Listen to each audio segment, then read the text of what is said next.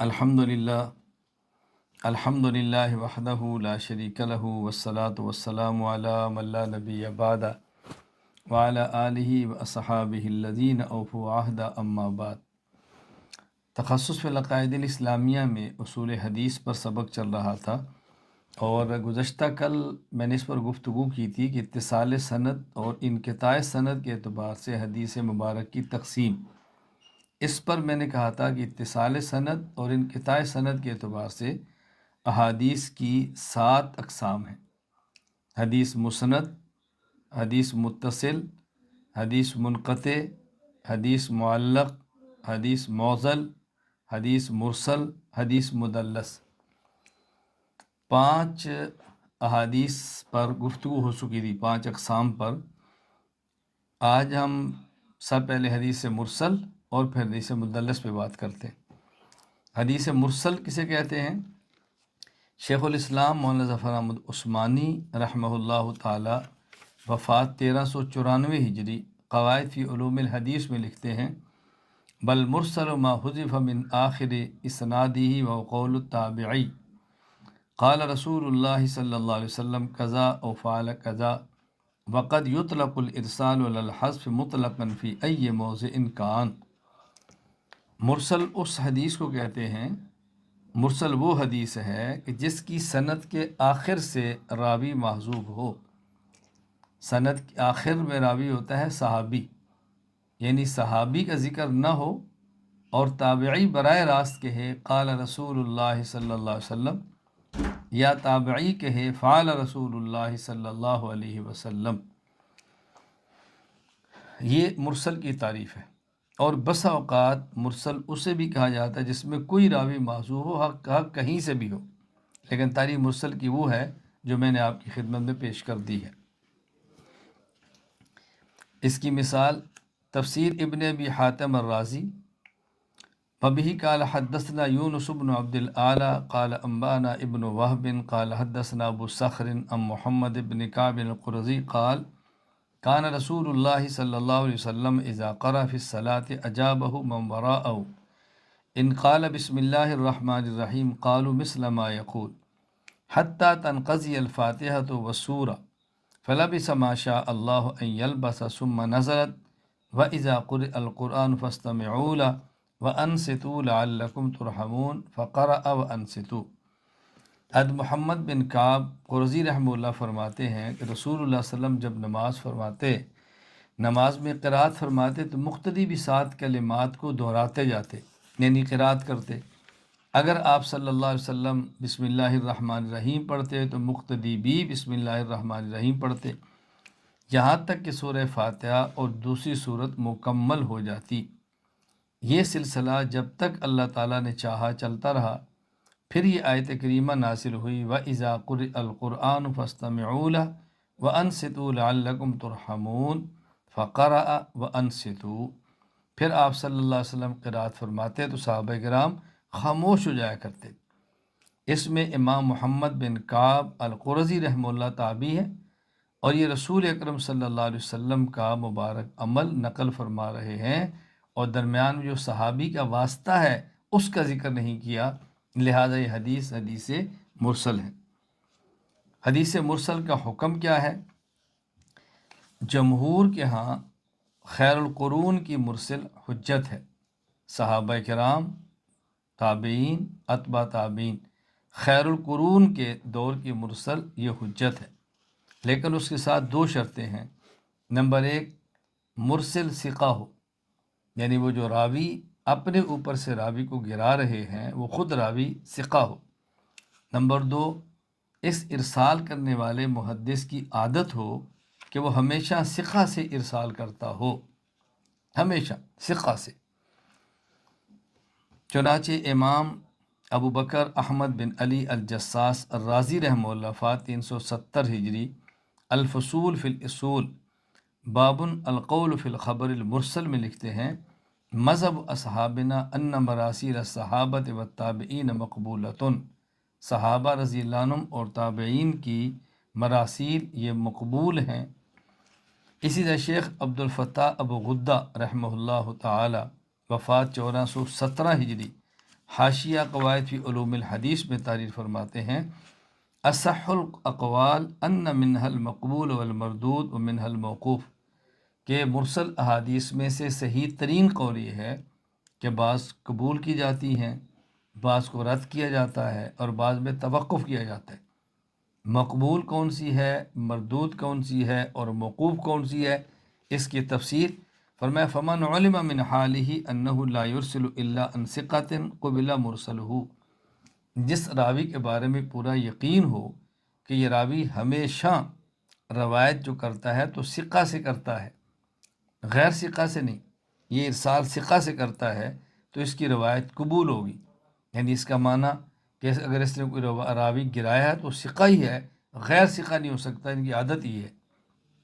Number 2، ومن عرف انہ یرسل عن الثقۃ وغیر ثقہ ان کان ارسال روایتا اما لا یعرف حالہ فہذا موقوف، اور اگر وہ ایسا ہے کہ جو ثقہ اور غیر ثقہ دونوں سے روایت کرتا ہے، اب ظاہر ہے اس روایت کو دیکھا جائے گا کہ یہ ثقہ سے ہے یا غیر ثقہ سے ہے، جب تک اس کی تفصیلات کے علم نہیں ہوگا تب تک یہ حدیث موقوف رہے گی۔ وما کان من المراسیل مخالفا لما رواہ الثقات کان مردودا، اور اگر کوئی مرسل خیر القرون کا ہو، ارسال ثقہ سے کرے لیکن مخالف ثقات کی کرے، اس وقت ان کی روایت قابل قبول نہیں ہوگی۔ یہ موقف ہے احناف کا۔ شوافع کا مرسل کے بارے میں ذوق تھوڑا سا الگ ہے، چنانچہ علامہ علی بن محمد آمدی شافعی رحمہ اللہ وفات 631 ہجری، الاحکام فی اصول الاحکام، اس میں فرماتے ہیں وَأَمَّا الشَّافِعِيُّ رضی اللہ عنہ فَإِنَّهُ قال ان کان المرسل من مراسیل الصحابہ او مرسلا قد اسندہ غیر مرسلہ او ارسلہ راو آخر یروی عن غیر شیوخ الاول او ازدہ قول صحابی او قول اکثر اہل العلم او یکون المرسل قد عرف من حالہ انہ لا یرسل امن فیہ علت من جہالہ او غیرہا کمراسیل ابن المسیب فہو مقبول و الا فلا۔ اگر صحابی کی مرسل ہے تو مقبول ہے، وہ روایت کسی اور سند سے متصلا مروی ہو تو مقبول ہے، وہی روایت کسی اور راوی اور دوسری سند سے مرسلا مروی ہو تو بھی مقبول ہے۔ اس مرسل روایت کی تائید میں کسی صحابی کا قول موجود ہو تو بھی مقبول ہے۔ اکثر اہل علم اس مضمون کے مطابق فتویٰ دیں تو بھی حدیث مرسل مقبول ہے۔ مرسل کی عادت یہ ہو کہ وہ ایسے راوی سے ارسال نہ کرتا ہو جو مجہول ہو یا اس میں کوئی مخفی علت ہو تو ان کی روایت قبول ہے، جیسے سعید المسیب رحمۃ اللہ علیہ مثال دی ہے۔ اگر یہ شرائط نہ پائی جائیں تو پھر حدیث مرسل قبول نہیں ہوگی۔ حدیث مدلس، شیخ الاسلام مولانا ظفر احمد عثمانی رحمہ اللہ تعالی وفات 1394 ہجری، قواعد فی علوم الحدیث میں لکھتے ہیں ما کان وجود الثقت فی اسنادہ خفیا، جس کی سند میں کوئی راوی ساقط ہو لیکن وہ سقوط مخفی اور پوشیدہ ہو، یہ ہے حدیث مدلس۔ حدیث مدلس کی 3 قسمیں ہیں، یعنی تدلیس کی 3 اقسام ہیں۔ نمبر 1 تدلیس الاسناد، نمبر 2 تدلیس الشیوخ، نمبر 3 تدلیس التسویہ۔ تدلیس الاسناد، مولانا عبدالعزیز پرہاڑوی رحمہ اللہ وفات 1239 ہجری، کوثر النبی میں تحریر فرماتے ہیں وَهُوَ أَن يَرْوِيَ عَنِ الْمُعَاصِرِ مَا لَمْ يَسْمَعْهُ بِلَفْظٍ يُوهِمُ السَّمَاعَ كَقَوْلِهِ عَنْ فُلان أو قال فلان۔ تدلیس الاسناد سے مراد وہ روایت ہے جس میں راوی اپنے معاصر، اپنے ہم عصر سے روایت نقل کرے اور معاصر ایسا ہو کہ جس سے اس نے حدیث نہ سنی ہو، اپنے ہم عصر سے حدیث نقل کرتا ہے لیکن اس سے حدیث سنی نہیں ہے، نام ان کا لیتا ہے، اور لیکن وقت روایت الفاظ ایسے استعمال کرے جس سے یہ تاثر پیدا ہو کہ اس نے یہ سن رکھی ہے، جیسے کہ ان فلان یا کہ قال فلان۔ بات اچھی طرح سمجھ لیں، تدلیس الاسناد کوئی محدث، کوئی راوی اپنے ہم زمانہ سے روایت نقل کرے اور الفاظ ایسے لائے جس سے معلوم ہوتا ہو کہ اس نے خود ان سے براہ راست سنی ہے، حالانکہ ان سے براہ راست سنی نہیں ہے۔ یہ تدلیس الاسناد ہے۔ اس کی مثال معرفت علوم الحدیث للامام الحاکم، ذکر النوع الحادی عشر من علوم الحدیث، حاصل النوع من هذه العلوم ومعرفت الاحادیث المعنعنہ۔ فرماتے ابھی قال حدثناه ابو عبد الله محمد بن یعقوب الحافظ قال حدثنا محمد بن عبد الوهاب الفراء قال اخبرنا یعن بن عبید قال حدثنا الأعمش عن ابی صالح عن ابی ہریرہ رضی اللہ عنہم قال ذکرنا لیلۃ القدر فقال رسول اللہ صلی اللہ علیہ وسلم کم مضى من الشہر قلنا سنتان وعشرون وبقي ثمان فقال مضى سنتان وعشرون وبقي سبع اطلبوها الليلة الشهر 29۔ رسول اللہ صلی اللہ علیہ وسلم کے موجودگی میں ابو ہریرہ فرماتے ہم نے لیلۃ القدر کا ذکر کیا۔ آپ نے فرمایا کہ رمضان کے مہینے سے کتنے دن گزر گئے ہیں؟ تو ہم نے کہا سنتان و عشرون، 22 گزر گئے ہیں اور اس میں 8 باقی ہیں۔ آپ نے فرمایا 22 گزرے ہیں اور 7 باقی ہیں، تم اس کو آج کی رات تلاش کرو، اس لیے کہ مہینہ 29 رمضان کا ہے۔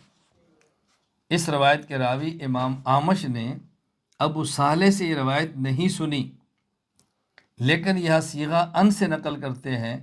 چنانچہ امام ابو عبداللہ محمد بن عبداللہ بن محمد الحاکم النیشاپوری رحمہ اللہ وفات 405 ہجری فرماتے ہیں لم یسمع ھذا الحدیث الاعمش من ابی صالح، معرفت علوم الحدیث الامام الحاکم۔ فرمایا اس حدیث کو امام اعمش نے ابو صالح سے نہیں سنا، لیکن صیغہ کون سا لائیں جس سے معلوم ہوتا ہے کہ انہوں نے سنا ہے۔ تدلیس الشیوخ، مولانا عبد العزیز پرہاڑوی رحمہ اللہ وفات 1239 ہجری کوثر النبی میں لکھتے ہیں وَهُوَ أَن يَذْكُرَ شَيْخَهُ بِغَيْرِ مَا يُعْرَفُ بِهِ من اسم او کنیت او ابن او نسبت الی بلد او قبیلہ۔ راوی اپنے استاذ کا مشہور نام، مشہور کنیت، مشہور نسبت، مشہور قبیلہ چھوڑ کر غیر مشہور نام، کنیت، نسبت، قبیلہ ذکر کرے، یا راوی اپنے نام سے مشہور ہو، والد کے نام سے مشہور نہ ہو، یعنی اپنے نام سے مشہور ہے، اس کا والد مشہور نہیں ہے، اور مدلس اس کے والد کا نام ذکر کرے۔ اس کی مثال موضوع اوہام الجمع والتفریق للخطیب میں ہے وبی کا قرأنا علی القاضی ابی القاسم التنوخی عن طلحة بن محمد بن جعفر المعدل قال اخبرنا ابو بکر احمد بن موسى بن العباس بن مجاہد قال حدثني عبد الله بن ابی عبد الله قال حدثنا یونس بن حبیب عن قتیبة بن مہران قال قال سلیمان بن مسلم بن جماس شہدت ابا جعفر یعنی یزید بن القعقاع حین حضرت الوفاة جاءه ابو حازم الاعرج ومشیخة معه من جلسائه فأكبوا علیہ یصرخون فلم یجبه۔ خلاصہ اس کا یہ ہے کہ سلیمان بن مسلم بن جماس کہتے ہیں کہ میں ابو جعفر یزید بن قعقاع کے پاس ان کی وفات کے وقت حاضر ہوا۔ اس وقت ابو حازم اعرج اور ان کے مجلس نشین مشائخ کی ایک جماعت آئی۔ یہ حضرات سلیمان بن مسلم کے قریب جمع ہوئے اور اسے زور زور سے پکارنے لگے، لیکن سلیمان بن مسلم نے کوئی جواب نہ دیا۔ اس روایت کو ابو بکر احمد بن موسیٰ بن عباس بن مجاہد نے امام ابو داود کے بیٹے سے نقل کیا ہے، لیکن انہوں نے کا معروف نام ابو بکر بن ابی داود السجستانی یہ ذکر نہیں کیا۔ ان کا جو معروف نام تھا وہ یہ تھا ابو بکر بن ابو داود السجستانی، یہ ذکر نہیں کیا بلکہ عبداللہ بن ابی عبداللہ ذکر کیا۔ چنانچہ امام ابو عمر عثمان بن عبد الرحمن المعروف بن صلاح رحمہ اللہ وفات 643 ہجری مقدمہ ابن السلام میں لکھتے ہیں مثال ما روی لنا ان ابی بکر ابن مجاہد الامام المقری انہ روا ان ابی بکر عبداللہ بن ابی داود السجستانی فقال حدثنا عبداللہ بن ابی عبداللہ، یعنی ابو بکر بن مجاہد نے نقل کیا ہے ابو بکر عبداللہ بن ابو داود سے، لیکن ان کا غیر معروف نام ذکر کیا عبداللہ بن ابی عبداللہ۔ تدلیس التسویہ، مولانا عبدالعزیز پرہاڑوی رحمہ اللہ وفات 1239 ہجری کوثر النبی میں لکھتے ہیں وَهُوَ أَن يُسْقِطَ عَنِ الْإِسْنَادِ بَيْنَ ثِقَتَيْنِ رَجُلًا ضعیفًا أو صغیر السن، دو ثقہ راویوں کے درمیان ایک ضعیف یا کم عمر راوی کو راوی حذف کر دے۔ اس کی مثال امام ابو حاتم محمد بن ادریس بن منذر الحنظلی الرازی رحمہ اللہ وفات 277 ہجری کتاب العلل میں لکھتے ہیں ہم بقیت حدثنی ابو وہب الاسدی قال حدثنا نافع عن ابن عمر قال لا تحمدوا اسلام امرئ حتى تعرفوا عقدۃ رأیہ۔ حضرت عبداللہ بن عمر رضی اللہ عنہ فرماتے ہیں تم کسی شخص کے اسلام لانے کی اس وقت تک تعریف نہ کرو جب تک اس کی رائے کی قوت نہ معلوم کر لو۔ اب اس میں دیکھیں یہ روایت امام ابو حاتم الرازی رحمہ اللہ نے بقیہ بن ولید کے واسطہ سے عبید اللہ بن عمر سے نقل کی ہے۔ عبید اللہ بن عمر کی کنیت ابو وہب اور نسبت اسدی ہے۔ دیکھیں ام بقیت قال حدثنی ابو وہب الاسدی، کنیت ابو وہب ہے اور نسبت اسدی ہے۔ یہ کنیت اور نسبت غیر معروف ہے جبکہ نام عبید اللہ بن عمر معروف ہے، تو جو نام معروف تھا اس کو چھوڑ کے غیر معروف نسبت اور غیر معروف کنیت نقل کی ہے۔ عبید اللہ بن عمر یہ روایت اسحاق بن ابی فروہ سے نقل کرتے ہیں۔ اب بقیہ بن ولید نے جو روایت نقل کی ابو وہب اسدی سے، انہوں نے اس میں دو کام کیے۔ پہلا کیا کام کیا ہے، ابو وہب الاسدی کا جو نام تھا عبید اللہ بن عمر یہ معروف تھا، اس کو چھوڑ دیا اور غیر معروف ان کی کنیت اور نسبت ان کی ذکر کر دی۔ دوسرا کام کیا کیا کہ عبید اللہ بن عمر یہ حدیث اسحاق بن ابی فروہ سے نقل کرتے ہیں اور وہ نافع سے نقل کرتے ہیں، تو انہوں نے عبید اللہ بن عمر کے استاد اسحاق بن ابی فروہ کو ذکر نہیں کیا، تو انہوں نے یہ کام کیا، تو دو کام کیے۔ چنانچہ امام ابو حاتم محمد بن ادریس بن منذر الحنظلی الرازی رحمہ اللہ وفات 277 ہجری کتاب العلل میں لکھتے ہیں روا حاض الحدیث عبید اللہ بن عمر عن اسحاق بن ابی فروہ عن نافع عن ابن عمر رضی اللہ تعالیٰ عنہما عن النبی صلی اللہ علیہ وسلم وعبید اللہ بن عمر کنیتہ ابو وہب وهو اسدی فکأن بقیۃ بن الولید کنا عبید اللہ بن عمر فنسبوا الى بنی اسد لکی لا یفتن به حتی اذا ترک اسحاق بن ابی فروہ من الوسط لا یحتدى به وکان بقیہ من افعل الناس لہذا، اور کہتے ہیں بقیہ یہ جو راوی ہیں یہ اس قسم کا کام کئی مرتبہ کیا کرتے تھے۔ اب دیکھیں بقیہ بن ولید نے جس راوی اسحاق نبی فروہ کو درمیان سے ساقط کیا ہے یہ کون ہے؟ اسحاق بن عبید اللہ بن ابی فروہ، اور یہ متروک الحدیث ہے۔